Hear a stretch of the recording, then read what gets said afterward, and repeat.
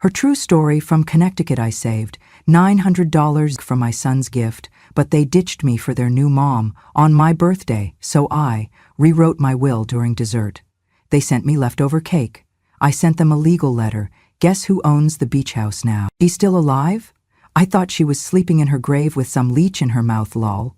I turned 80 on a Thursday. The air was crisp in Connecticut, with just enough sun to warm the porch and a breeze sharp enough to remind me I was still breathing. I dressed early that morning, nothing too fancy, just the blue blouse that matched my eyes when I used to get compliments. I brewed my coffee and set out 2 cups just in case someone dropped by. I even sliced some lemon for tea the way my granddaughter liked. I was ready for company, but by noon, no one came. No text, no call. I watched the hour hand pass. 2, then 3, then 4. At exactly 4:15, the doorbell rang. My heart lifted. I smoothed my blouse, checked the mirror in the hallway just once, and walked to the door with the slow dignity age teaches you. I opened it to find a delivery man in a windbreaker. He handed me a cardboard box, said, "Happy birthday, ma'am," and walked off without waiting for a tip. I closed the door, walked to the kitchen table, and opened the box. Inside was a single slice of cake, smashed, frosting smeared along the inner flaps like someone had dropped it, picked it up, and decided it was good enough. There was no card, just a yellow sticky note in my granddaughter's handwriting. "Sorry, Grandma, we're at Helen's lake house this week. She says hi." I stared at the note for a long while. Then I looked at the cake, still cold, misshapen, stuck to the bottom like a punishment. I lifted it with a fork. It was hard, dry, clearly not made that day. I sat in silence for nearly an hour, listening to the clock tick over the sound of nothing. Then I did something I hadn't done in months. I opened the FaceTime app and pressed the name Daniel. It rang twice. Then the screen lit up. My son was holding a beer, half reclined in a patio chair. He looked relaxed, suntanned, even. His wife, Rachel, was laughing beside him. And in the background, there she was, Helen, the woman he started calling Mom in front of me after his father passed. There was a spread of barbecue on the table, ribs, corn, potato salad, string lights overhead, music playing from somewhere off-screen. It looked like a celebration. "Hi, Mom," Daniel said, his smile faltering when he saw my face. "Hello," I replied, as evenly as I could. "Happy birthday to me, I guess." Rachel giggled. "Oh, yeah, sorry we thought of you. That's why we sent the cake." I nodded. It arrived, a little lopsided, but it made it. I scanned their faces. They didn't look guilty, just inconvenienced. Helen raised a glass in the background. "Happy birthday, darling," she shouted. I offered a tight smile. "Tell me, was the old mother not invited?" There was a pause. Daniel started to say something, but Rachel beat him to it. She leaned in slightly, as if I couldn't hear unless she whispered. "We didn't think you'd really want to come. You know, with the stairs and the noise. It's not really your kind of crowd." I was about to respond when I heard her say something, not to me, but to someone off-screen. Her voice wasn't quiet enough. "She's still alive? I thought she was sleeping in her grave." She laughed at her own joke. So did someone else at the table. That was the moment. Not when they forgot my birthday. Not when they sent a leftover slice of cake. Not when they celebrated with someone else. But those words, drove something through my chest and woke up a part of me I had been keeping quiet for years. I did not hang up. I closed the call without a sound. I did not cry. I did not shake. I sat for one long minute, staring at the blank screen. And then I stood up and walked down the hall. I opened the closet, moved the old coats, and pulled out the iron safe that had sat in the corner for decades. I pressed in the combination. It clicked open, slow as molasses, and I reached in to retrieve what I hadn't touched in over a decade. The original deed to the beach house. The portfolio account I had opened 25 years ago when Daniel got married, and I thought, one day, I'll give this to him. The trust papers. The contact card from my lawyer, well-worn, corners soft. I laid it all on the dining table, beside the smashed cake. Then I went to the sink and washed my hands. I was not just a mother anymore. I was not a relic to be shelved. I was a woman with her name still on every paper that mattered, and I was not going to be forgotten quietly. I began saving the day my husband passed away, not because I had to, but because I wanted to. I was 50 then. Used to working 3 shifts as a nurse and taking care of the house. Money was tight, so I started small. $20 from each paycheck set aside in a separate savings account, marked simply Beach House Fund. It grew slowly at first, but I added dividends from a modest stock portfolio Walter and I set up years ago, interest from bonds, even the occasional tax refund or birthday check from relatives. I never saw it as wealth. I saw it as hope. Each deposit felt like a promise. Every time I made a payment, I imagined Daniel and his future family gathering by the water, children running through the dunes, grill sizzling, laughter echoing under string lights. I pictured our whole brood there, including my grandchildren, telling stories of Walter and me, retired, gentle, at peace.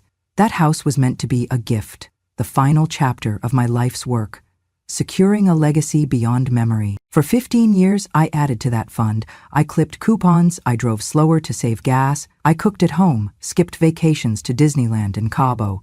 I traded restaurant visits for lemonade pitchers on the porch. $100, $200, $500 each week turned into thousands each month. I tracked it carefully in my notebook, dated and documented, like I used to with my shifts and patient notes. It never left my mind. It never felt like sacrifice. It felt like love. When I reached $300,000, I felt a thrill I had not felt since giving birth. At $500,000, I called Daniel and said, "Son, you're going to be surprised, and I hope you're ready." Our conversation was awkward, like telling a teenager Santa Claus was real. When I tipped $700,000, I allowed myself to slip the word beach house into conversation when he visited for Thanksgiving. He smiled, that warm, prideful way he always did, not quite believing it yet. Finally, after years of careful stewardship, the day came when I could afford a small beachfront property in the Connecticut shoreline, not Grand Cayman, but just enough. I made sure the house was modest but solid, a place for weekend getaways, sunrises, clam bakes. I paid cash, no mortgages, no stress. I kept every deed, every certificate, every statement. The beach house had my name on the deed, Margaret L. Adams filed in the town hall records. The house was in a trust called Adams Family Beach Retreat, set up under my own direction, designating Daniel as trustee upon my passing. I even included terms: use it for family only, make memories, talk about your grandmother. And all that was fine until that week. "Nothing will take it from you," Helen whispered as I walked past her on my birthday morning, carrying my coffee and a banana bread I'd baked myself.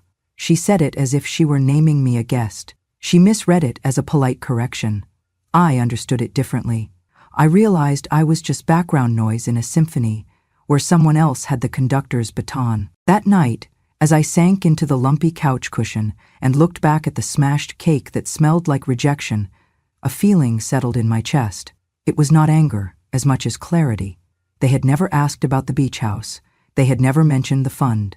When I had carefully laid out my gift, it became invisible. I was invisible. I opened the kitchen safe along the wall, as though unveiling a time capsule, not to celebrate, but to retrieve what had become essential. I gently pulled cash statements from the vault of my past decisions. I unsheathed the envelope containing the trust documents. I found the deed, the IPO certificates, the retirement account records. None of it had their fingerprints, not one signature except mine. I laid them all on the counter beside the leftover cake, cold and crumbly. I closed the safe and turned off the light. I slept late the next morning. I woke with a sense of purpose I had not felt in years.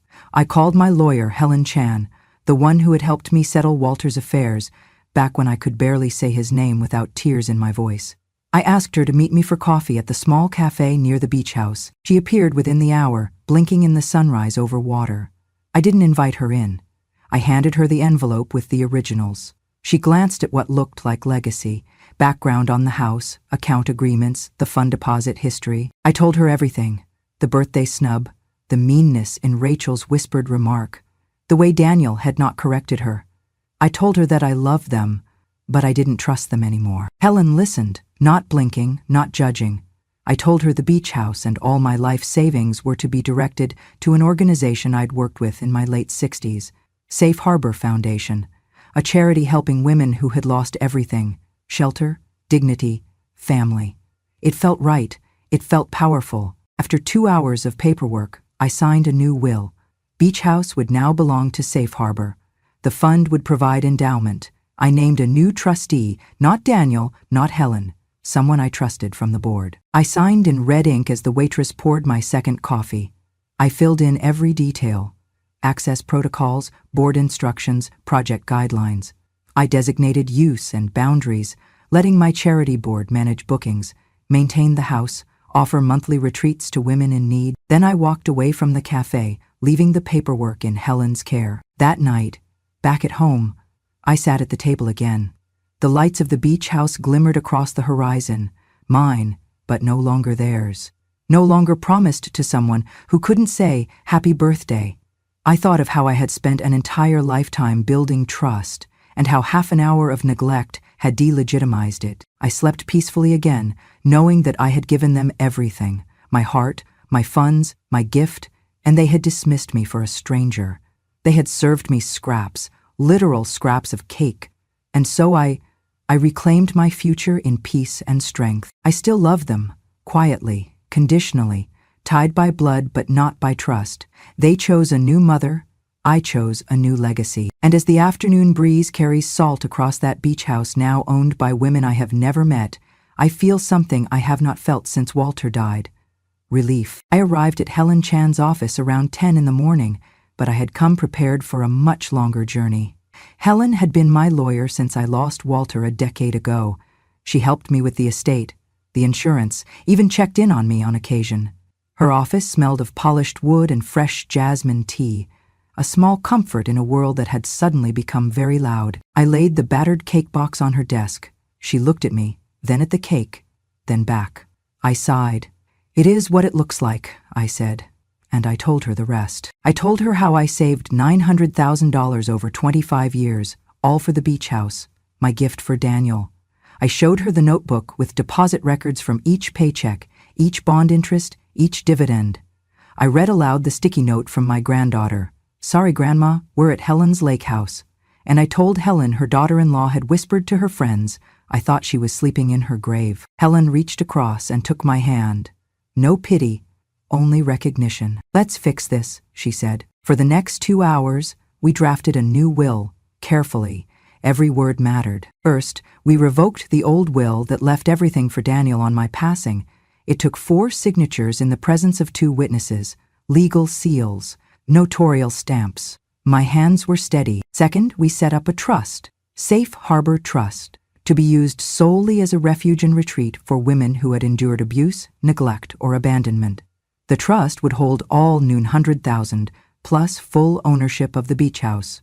Lease agreements would allow the trustees to grant access based on need, not inheritance. Third, we named trustees I trust, women I've mentored in the foundation where I volunteer. None were related to me. None were connected to blindness or entitlement. This was intentional. No heir, no family safety net, just a line of care to those who needed it most. Helen watched as I signed. My name and signature traced across each page, crisp and confident. I affixed my thumbprint in red wax over the sealed envelope. Finally, we finalized the paperwork. Transfers were drafted, notarized, couriered to the town registration office. The beach house deed was amended, the trust was recorded, the charity board met and signed its acceptance. Each copy we folded, sealed, and stored in duplicate, one with Helen, one in my safety deposit box. Then we stood. I took off my jacket, smoothed my hair, and looked at Helen. "Why didn't I do this sooner?" I asked. She smiled gently. "Timing matters, and you waited until you had to." We walked out into the sun. She hugged me. I left the office, lighter than I had been in years. I drove slowly past the marina, let the wind open my window, and felt something like peace. That evening I sat down with my dinner, just fish and vegetables, nothing fancy. I poured myself a glass of wine. I looked at the clock, 8:30. I looked at the day's final email. Transfers completed, trust funded, deed recorded. I smiled. I poured another glass. I let the calm settle around me. I finished dinner, rinsed my plate, then lay down in bed. In the darkness, I waited for insomnia to come, like it always did. But it didn't. For the first time in years, I slept deeply and woke up rested. And that's how I knew. It was not an ending. It was a beginning, written in red wax. sealed with intention, signed by me, and now it would last beyond my lifetime. I received the call the very next morning, before I had taken down my bonsai curtain. My phone lit up with Daniel's name. He was calling from an airport. His voice was sharp with urgency. "Mom, I need to talk to you about the beach house deed," he said. "The closing is supposed to happen next week. I was going to bring the kids down this summer." I pretended not to know anything. I fixed my eyes on my teacup's rose pattern and answered, "That's not necessary anymore. I already completed the transfer." I held the silence in the line until he spoke again. "What do you mean, transfer?" he asked, confusion breaking through his tone. "I mean, I signed the paperwork and it's official," I repeated. "You don't need to do anything." He ended the call abruptly. I sat quietly, and soon after there was a knock at the door. When I opened it, I found Rachel standing there, her hair pulled tightly back. She held a half-empty bouquet of flowers and a boxed dessert that looked fancy, maybe her idea of a birthday gift. I nodded without smiling and let her inside. "Where's Daniel?" I asked. She flinched. He went to the lawyer's office this morning. He found out." She lifted her chin and said, "I hope you realize what you just did." I said softly, "I realize who did not realize what I meant to them, and that they didn't deserve this gift in the first place." I walked her to the kitchen. She followed, arms crossed, clutching the flowers. I asked, "Want something to drink?" She shook her head. "No, She trailed off. I led her to the dining table and placed the boxed dessert in front of her. Mother's favorite. She looked at it, a mixture of anger and sadness in her eyes. I said, "You sent me cake scraps. Here's a fancy version you didn't even open." She didn't respond. Instead, Daniel's voice echoed through the front yard before I had time to sit down. "Mom, we need to talk." I heard his footsteps on the porch. Rachel grabbed her box and left without a word. I opened the door for him. He was pressed up against my porch railing, face flushed red, sleeves rolled up as if he intended to fight. He spoke without hesitation. "Why did you do it? Why would you transfer the beach house away when it was supposed to be mine?" I leaned against the frame and sighed. "It was supposed to be yours," I said quietly, "until you made it clear you didn't want me to be yours." He stumbled closer. Rachel asked me not to mention it." His voice faltered. I held up a hand. "It doesn't matter. I'm not here for excuses." He looked around, as though searching for agreement. "But we—" His voice cracked. Then he stopped. "This house was supposed to be ours. You gave it to us." I nodded slowly, then glanced at a small framed photo atop the nearby sideboard. The battered cake from my birthday. I walked inside and retrieved a worn photograph from my wallet. It showed the cake slice, pressed into the bottom of the box, with frosting stuck to the lid. I placed it flat on the table. "Do you see this?" I asked. He leaned in. I said, "You sent this to me, the only thing my family thought I deserved." I looked up at him. He swallowed. The afternoon light fell between us. I drew in a breath. "Because someone's mom is still better than no one's daughter," I said, each word measured. He flinched. Tears welled. "You spoke the truth in that moment," I continued. "I rebuilt this. I saved. I planned. I trusted. But you and Rachel chose her." His mouth dropped open. I said nothing else. I let it hang. He grabbed at the photograph and balled it in his hand. He beat his head against my front door in frustration, then dropped to his knees. "Mom," he said brokenly, "I'm sorry." I watched him, calm. I reached over and gently touched his arm. He flinched and trembled. I said softly, "I know." That was it. I let him cry, no words, no demands. Later, after he left, I closed the front door and walked to the window overlooking the beach house in the distance. The sign read, "Safe Harbor Trust." The sun glinted off its clean windows. For the first time, I felt like I had been there all along.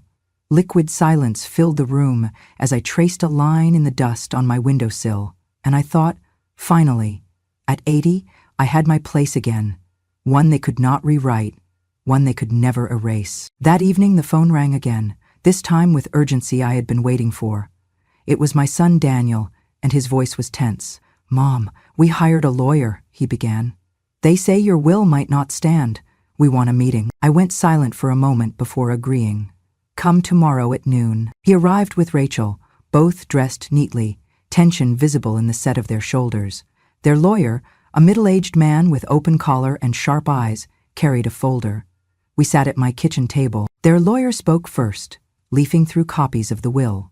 "Mrs. Adams, we respect your wishes, but your son and daughter-in-law contest this as a decision made under emotional duress. They believe you were coerced after an upset birthday event." I felt a quiet satisfaction as I watched their eyes flicker to mine. I folded my hands. I am never coerced. I signed these documents freely, with assistance from my lawyer of 20 years. Their lawyer nodded. "The concern is capacity and undue influence by your attorney. We may seek a court review." At that, I leaned forward. "My estate attorney is a respected professional, and there are video, audio, medical attestations, cookies, proving I was of sound mind, before and after the birthday dinner." Rachel's face crumpled, and she quietly cried. "You're destroying the family over a piece of cake. You're ruining everything." Their lawyer cleared his throat. "We respectfully request a mediation process before eviction." I took a deep breath and retrieved 2 documents, the previous will and the revised one. I placed them side by side on the table. They compared them impatiently. "Each line in here has purpose," I said softly. "Line 15, original will bequeath beach house to my son. Line 24, new will Peach House to Safe Harbor Trust, managed by independent trustees. Each change is initialed." I gently pushed the papers toward Rachel. "Here, and here," placing the original. "See the difference?" Daniel's voice cracked. "Mom," but I raised a hand. I addressed the lawyer. "Feel free to challenge. I encourage it. Everything was done on record, and the deed transfer has been recorded with the county. The house is now property of the Safe Harbor Trust. Your clients have no claim." Their lawyer looked down and said quietly, "Mrs. Adams, you exercise sound judgment. The documents are valid and enforceable." No one spoke. Even Rachel, who had only moments before accused me of tearing the family apart, now looked uncertain, lost. I closed my eyes briefly and whispered, "This isn't about destruction. It's about protection. Of myself, of dignity, of trust." Daniel swallowed hard. "They want us out," he said to their lawyer. The lawyer nodded, then turned to me. "Legally, yes, your son and daughter-in-law are tenants by inheritance, but that inheritance no longer exists. So yes, they will need to vacate." I listened as the lawyer explained further. Eviction notices could proceed, but a standard 30-day timeline would apply. After they left in silence, their footsteps heavy down my front walk, I remained seated at the table. The kitchen light glowed in circles around me as night pressed thick outside the windows. A quiet pride washed over me.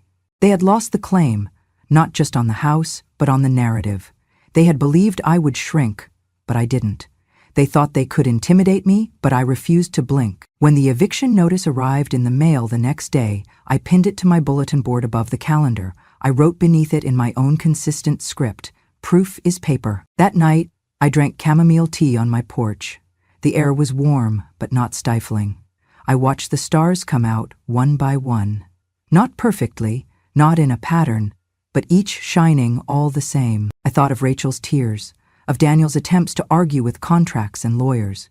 I thought of the cake that started it all. And with each sip of tea, I realized, sometimes the fiercest love is the love we owe ourselves, and sometimes winning means refusing to be erased. I took a blank note card and began to write with a steady hand. "Dear Safe Harbor Foundation, I write this knowing they expect blood ties to be watertight, but I learned the hard way that DNA does not guarantee belonging.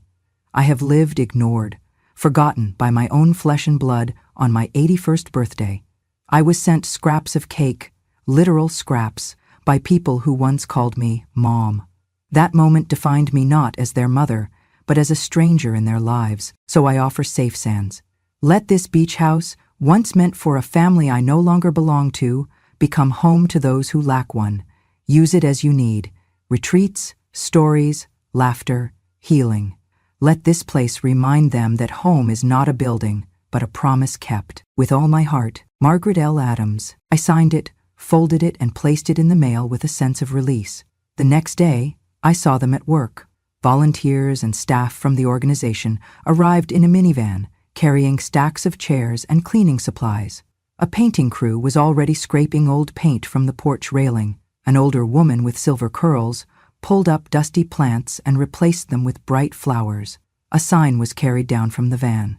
Safe Sands, in flowing turquoise and sand-brown letters. I stood on the driveway as they drove the sign into place, securing it with sturdy wooden posts. I watched until the sun lit up the words, letting the breeze catch the edges of the letters. The tagline beneath read, "A refuge for those who have nowhere else to call home." The sign wavered like a banner, declaring its purpose to the wind. That afternoon, I sat on the sand with my shoes in my lap and watched the waves roll in one after another, relentless, consistent, healing. I thought of my story, the years spent saving, the hurt of betrayal, the moment I chose myself over convenience. The beach house had been my gift to my family. It had meant security, memory, and belonging. But turned out, it taught me something else, that sometimes the gift we prepare for others becomes a gift for ourselves when we finally claim it. A volunteer approached and offered me a cup of coffee. I shook my head with gratitude, but greeted her with a kind smile. They asked for my permission to open the house for a small gathering of women who had lost their families, who had nowhere to go this summer. I nodded. I felt a quiet pride that resonated in every cell. I told them yes. Later that evening, as the sun set over the horizon in streaks of gold and pink, I took a solitary walk along the shore. I held my jacket in my arms, not because it was cold, but because I wanted my hands free. I let the sea foam lick at the toes of my sandals. Walking past the new sign, I paused. I read it again. Safe Sands, a refuge for those who have nowhere else to call home. My chest filled with a kind of clarity that known betrayal sometimes births. I remembered the betrayal, but it did not sting today. Instead, it burned into the sand beneath me, a lesson. My dignity had found a postal address. My voice had found a doorway. I closed my eyes, felt the breeze on my cheeks, and let the final piece fall into place. I was no longer a relic in my own story. I was not the leftover, the discarded, the no one's daughter. I was a founder, a protector, a mother to women who had lost everything. And that name, Margaret L. Adams, would now live on in beachside laughter, in tears of healing, in new memories built on purpose rather than bloodline. As I opened my eyes and turned homeward, I knew this was more than closure. It was legacy. I began receiving letters shortly after the beach house reopened its doors as Safe Sands, a name I'd chosen for its promise of sanctuary. The first one came with lavender petals tucked between the pages. The envelope was scripted in flourished handwriting and simply read, "To the woman who saved the rest of us." Inside, a note. "Dear Mrs. Adams, or Founder, how I wish to call you, I have lived 73 years and have never heard the word mother in kindness. Not once. But at Safe Sands today, one of the volunteers introduced themselves as your mom away from home. I felt my heart tighten, like someone had opened a door in me I forgot existed. Thank you for letting me taste that word." I folded the letter, ran my fingers over it, and tucked it into my journal. My breath caught because in that moment, I understood that what I had built was alive, not just in sand, but in souls. Over the following weeks, I returned to Safe Sands often, some mornings to pour tea, others to simply sit and listen. I watched women emerge from cars carrying small duffels hunched over from years of hardship or abandonment. They stepped onto the porch with cautious hope, unsure if this place was meant for ghosts like them, but stayed because the air smelled like forgiveness. They gathered under the shade by the windowsill, some reading worn paperback romances, others doing gentle tai chi, arms reaching upward as if they still believed there was something left to reach for.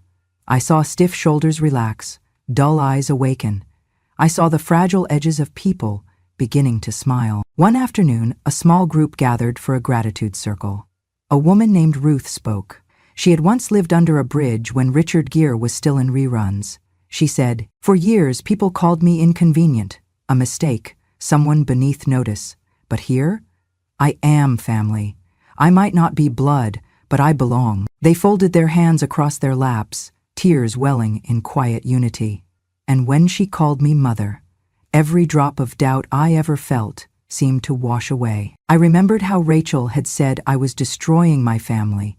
Instead, I was rebuilding another one, without the hurt, the expectation, the silence. Word spread. Other women came, older wives left after retirement, grandmothers whose children forgot birthdays, sisters who lost siblings to distance and bitterness. All welcomed here, no questions asked. All heard by volunteers, all given a bed, a meal, a friend. One letter came from a woman named Clara. I held my granddaughter today and read her a bedtime story, not because she was mine, but because I was given a moment to matter. That's what you did when you redirected that gift. You gave me back a life that ended years ago. I set the letter aside to read again another day. In my mind, I no longer saw myself as the 80-year-old woman with nothing but memories. I was the founder, the person who turned heartbreak into hope, isolation into inclusion. On the porch steps one evening, I looked out at the beach house glowing lights, heard laughter drifting from inside, smelled vanilla from baking bread. I whispered aloud, not to anyone in particular, I am not a burden. I am a beginning. Later, I discovered that somewhere in the Foundation's annual report, my name was listed below the Safe Sands logo, in honor of Margaret L. Adams, our founder. A book of photos showed small groups in board shorts planting flowers, a banner of welcome home over the porch. My picture was tucked in a corner, not stuck behind glass, but among smiling faces of women who had reclaimed theirs. That night, I closed my eyes and fell asleep feeling something I had not felt in decades. Full. Not full of anger or hurt or hope. I was simply full, fulfilled. Because the greatest inheritance I could leave was not the sand or the siding or the savings. It was the sound of someone saying, I wish you were my mother, and seeing someone believe it. Because I was, again, somebody's mother. I sat on the porch steps that morning, holding a steaming cup of chamomile tea, when a young volunteer named Maya approached me. She wore the Safe Sands apron and an earnest expression. Maggie, she said, gently, so many people still called me that. Sometimes I still get surprised that a woman of your age doesn't feel lonely. How do you do it? I smiled and poured another drop of tea into my cup. The horizon cracked with soft gold as the sun rose, and I watched the front of the beach house, plants blooming, the signs swaying, women walking inside to morning yoga. Maya, I began, my voice steady. Family is not about blood or names or who shows up as your mother. Family is whoever remembers your birthday. I paused to let that sink in. It is the people who say your name and mean it, who celebrate you, not because they have to, but because they want to. Her eyes glistened. She nodded, understanding not just my words, but a lifetime behind them. I looked at the house itself. Gone were the heavy drapes and stiff curtains that once made it feel like a museum. Now the windows were open, laughter drifting out like music. The walls crackled with conversation. Soft, gentle, alive. Inside were mismatched cushions, handmade quilts, fresh fruit on the counter, and a group gathered for breakfast. Some reading newspapers, others chatting over juice. I took a sip of tea. I thought about that morning I unwrapped the lopsided cake on my birthday, how they gave me scraps, literal leftovers, as though I were only entitled to leftovers in every part of my life. That day I had felt invisible, forgotten, reduced. But I wasn't invisible anymore. Every morning now I walked through the garden we planted last summer. I watered the flowers that once were weeds. I trimmed the shrubs. I hung wind chimes. Then I would head inside to make tea for discussions, teach a finance class, or simply watch the sunrise with friends who cheered and saw me. I placed my cup on the railing and inhaled deeply, the salt air, the jasmine blossoms, the promise of another day, rooted in purpose. They sent me cake scraps. I gave them proof that mothers are more than expected roles. They are legacies. On my 81st birthday, I lost a family that only remembered how to forget me. But I gained one I never expected, one built on the first rule of a home: to remember. And I gave them the greatest gift I had: dignity. As I took another sip, sunlight sparkling through the trees overhead, I whispered to the breeze, I did not lose a family. I lost an illusion, and in place of lies and bloodlines, I found truth. In the laughter, the letters, the calls, the smiles, a legacy not inherited but earned. And finally, at 81, I lived as though I belonged, no longer buried by family history, but alive because I dared to rewrite it. If that story touched your heart, or reminded you of the quiet strength women carry long after the world forgets them, then you're exactly where you need to be. At Grandma True Stories, we tell what no one else dares to say aloud. Real stories, raw truth, and justice, not always loud, but always earned. Subscribe to the channel if you believe dignity has no expiration date. Like the video if you know what it's like to be overlooked. And share this story with someone who needs to remember. Sometimes, the greatest revenge is simply reclaiming your worth. I'm Grandma, and I'll be right here, waiting to tell you the next true story.